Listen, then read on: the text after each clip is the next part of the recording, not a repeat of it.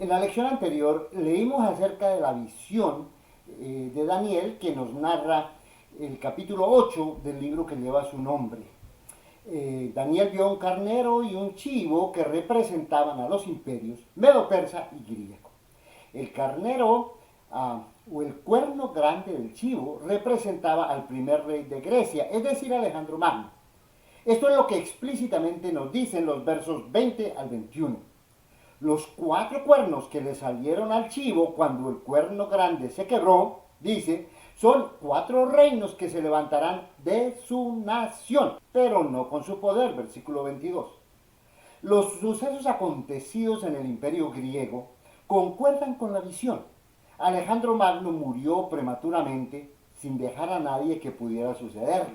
Por 20 años, 4 de sus generales se disputaron el trono y se hicieron la guerra el uno al otro. Estos generales eran Ptolomeo, Lisímaco, Seleuco y Casandro. Ellos finalmente se repartieron el reino e intentaron crear sus propias dinastías o reinos. 3 llegaron a establecer reinos más o menos duraderos. Ptolomeo y sus descendientes reinaron sobre Egipto, Seleuco y los suyos sobre Siria, y Lisímaco sobre Macedonia. En la visión de Daniel, según los versos 9 al 14, de uno de los 4 cuernos salió de repente un cuerno pequeño que creció mucho hacia el sur, hacia el oriente y hacia la tierra hermosa, es decir, la tierra de Palestina. Creció hasta el ejército del cielo e hizo caer a la tierra parte del ejército y de las estrellas, y las pisoteó y se engrandeció hasta igualarse con el jefe de los ejércitos. Le quitó su sacrificio continuo y fue derribado en lugar de su santuario. Y el ejército será entregado al cuerno, junto con el sacrificio continuo a causa de la transgresión. Y arrojará por tierra a la verdad y hará su voluntad y prosperará. Y oí entonces hablar a un santo. Y otro santo dijo al que hablaba, ¿hasta cuándo durará la visión del sacrificio continuo y de la transgresión que espanta? Y de aquel lugar santo y del ejército que son pisoteados. Y el santo le respondió, por 2300 tardes y mañanas. Entonces, el lugar santo será restaurado. Los versos 23 al 26 explican lo que significa esta extraña visión. Y al final del reinado de estos, cuando los transgresores lleguen al colmo, se levantará un rey altivo de rostro y entendido en enigmas, y su poder se fortalecerá, mas no con fuerza propia, y causará grandes ruinas, y prosperará, y hará arbitrariamente, y destruirá a los fuertes, y al pueblo de los santos. Con su sagacidad hará prosperar el engaño en su mano, y en su corazón se engrandecerá. Y sin aviso destruirá a muchos, y se levantará contra el príncipe de los príncipes, pero será quebrantado, aunque no por mano humana. Y la visión de las tardes y las mañanas que se ha referido es verdadera. Y tú guarda la visión, porque es para muchos días. El cuerno pequeño y su interpretación en Daniel son el clímax de la visión del capítulo 8. Según el capítulo 8, versículo 1, la visión ocurre en el tercer año de Belsasar, que es el rey de Babilonia, junto con Nabonido. Es decir, en el año 550 antes de Cristo. El mensaje profético cubre, por una parte, lo que va desde el año 539 a.C. hasta el 331 a.C. y marca el ascenso al poder del imperio medo-persa y la derrota de Babilonia. En la segunda parte de la visión aparece el imperio griego, que a su vez derrota a los medo-persas y se extiende desde el año 331 a.C. hasta el año 167 a.C. Son 371 años de historia. Son parte de las visiones de Daniel porque tienen que ver muy directamente con el pueblo de Israel, lo que ahí llama los santos, el pueblo escogido por Dios para introducir su plan de redención para toda la humanidad. Dios ya lo había anunciado hacía un par de 2000 años antes, cuando llamó a Abraham para bendecir por medio de él a todas las familias de la tierra. Génesis, capítulo 12, versículos 1 al 13. Los medo-persas y los griegos son dos de los 4 grandes imperios mundanos que vendrían antes del establecimiento del reino de Dios. La visión del capítulo 8 se extiende hasta el final del imperio griego. En el versículo 17, el ángel Gabriel le dice a Daniel: entiende, hijo de hombre, que la visión se refiere al tiempo del fin. Ahora, este no es el fin del mundo. La visión nada tiene que ver con el anticristo que se imaginan muchos religiosos y que auguran pues estos eventos desastrosos en un futuro próximo a nosotros. El fin al que se refiere este verso, léalo bien, lea el capítulo completo, es el fin de la visión del capítulo 8. Es decir, los acontecimientos que sucederían hacia el final del imperio griego. En el verso 19, el ángel reitera esa idea y le dice: te voy a dar a conocer lo que sucederá al final de la ira, porque se refiere al tiempo señalado del fin. Este capítulo tiene que ver con la ira de Dios contra las transgresiones. El tiempo señalado del fin se refiere a la certidumbre de que la visión será consumada tal y como se anunció. De principio hasta el fin, todo se cumplirá. Esto fue también lo que Dios le dijo a Habacuc. Miren ustedes en el capítulo 2, versículos 2 al 3. Ahí leemos: entonces el Señor me respondió: escribe la visión y grábala en tablas, para que corra el que la lea, porque es aún visión para el tiempo señalado.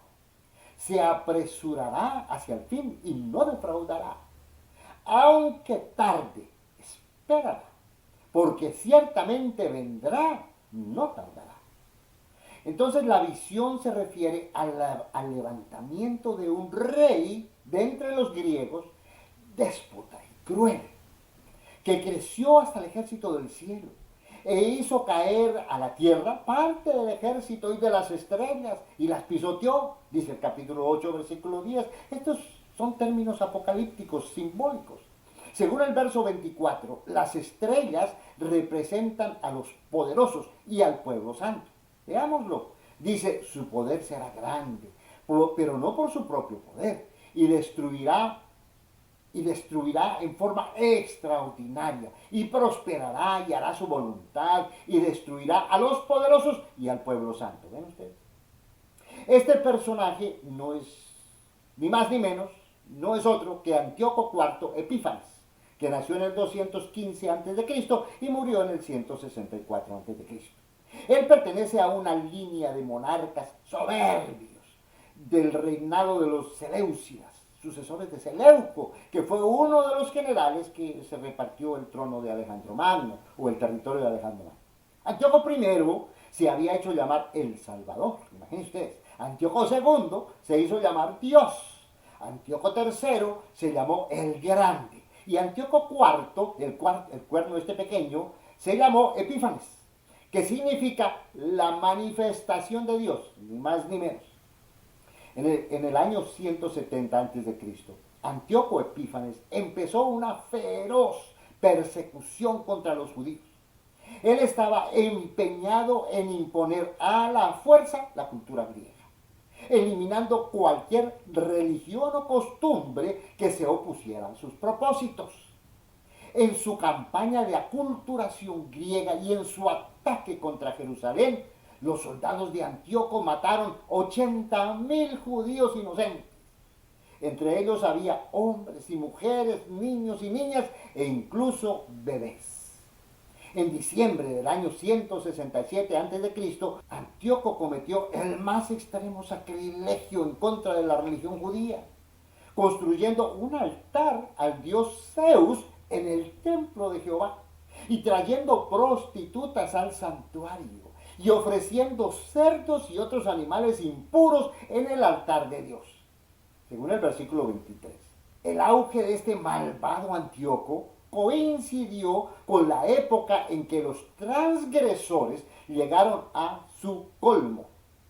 ¿Quiénes eran sus transgresores?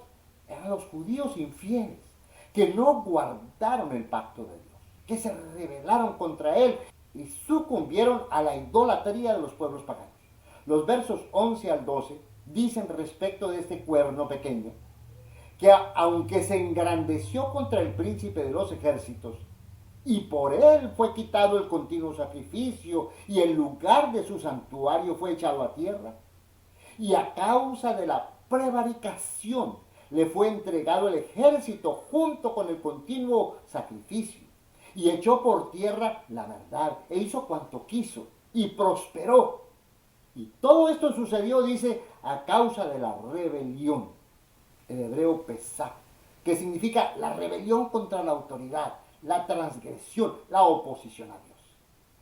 En el verso 19, el ángel le dice a Daniel que la visión concierne con lo que sucederá al fin de la ira, es decir, al fin del derramamiento de la indignación de Dios en contra de la maldad de su pueblo. Esto es algo que pasa con frecuencia. El pueblo de Dios se olvida de su Creador y lentamente sucumbe a la maldad. Sigue los pasos de las gentes que los rodean y llega a un punto en el que aparece con todo rigor la ira justiciera de Dios. Los fieles también sufren en estos tiempos de purificación, pero luego reciben la victoria. La profecía sirve para preparar al pueblo de Dios. A los que le presten atención, les da sabiduría para entender los sucesos de la historia. La maldad es tenaz y abundante. La historia es dura y los juicios de limpieza son dolorosos. Daniel entendió la gravedad de la visión y según el versículo 27 quedó quebrantado. Tal fue el impacto de la revelación que Dios le dio, que estuvo enfermo por algunos días. Aunque se recuperó y regresó a sus labores al servicio de Belsasar, quedó espantado a causa de la visión y no podía asimilarla por completo. Claro, semejante revelación, semejante anuncio profético de la indignación de la ira de Dios y el caos, pues claro que lo dejó quebrantado. Nosotros cuando leemos acerca de Dios, de sus juicios, de su grandeza, cuando vemos el suceso de la historia, también nos sentimos dolidos. Pero estamos preparados, porque la profecía nos indica y nos muestra que la victoria final le pertenece a todos aquellos que son fieles. Sé fiel hasta la muerte. A los que son fieles hasta el final. Esos son los que tienen la victoria que Dios ha ofrecido. Muchas gracias por haber visto este video. Compártalo, suscríbete, dale un like para que otros también puedan compartir este mensaje, esta buena nueva de que Dios siempre está a favor de sus fieles.